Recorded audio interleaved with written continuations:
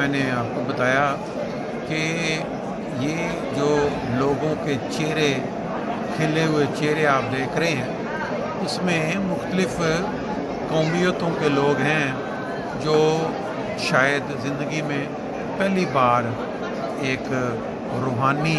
माहौल को देखने के बाद बाहर निकल रहे हैं।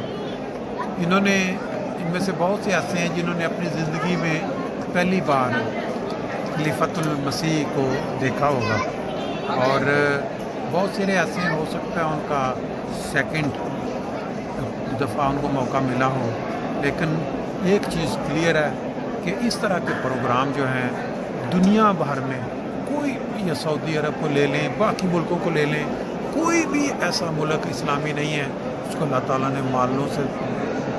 मालो माल किया हुआ, लेकिन वो इन कौमों के लिए इस तरह के प्रोग्राम बनाए जहाँ इस्लाम की तबलीग का उनको बताया जाए।